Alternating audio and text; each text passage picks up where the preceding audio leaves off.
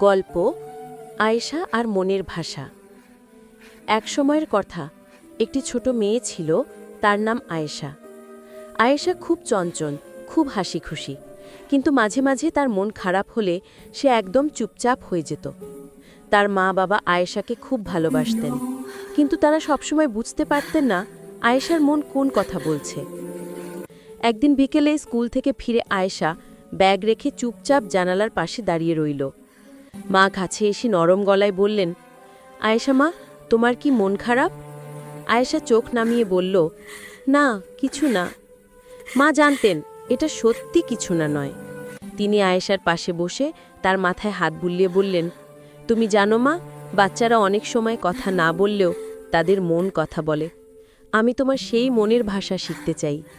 আয়েশা অবাক হয়ে তাকালো, আমার মন কথা বলে? মা হাসলেন, হ্যাঁ, যখন তুমি চুপচাপ থাকো, চোখ ছোট হয়ে আসে, মুখে হাসি থাকে না, তখনই আমি বুঝি তুমি ঠিক নেই। এ সময় বাবা এসে পাশে বসলেন।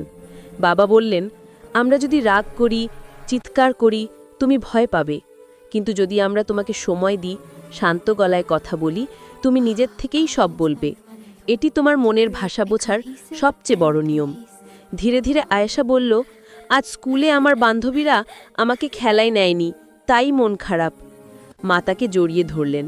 ধন্যবাদ মা, তুমি আমাদের বললে। তুমি যতই চুপ করে থাকো, তোমার মন আমরা শুনি, কারণ আমরা তোমাকে ভালোবাসি। বাবা বললেন, তোমার প্রতিটা অনুভূতি আমাদের জন্য খুব মূল্যবান আয়েশা। তুমি যতই ছোট হও, তোমার মন বড়, তাই আমরা তোমাকে সবসময় শান্তভাবে শুনব। সেদিন থেকে মা বাবা শিখলেন, শিশুর মনের ভাষা বোঝার প্রথম নিয়ম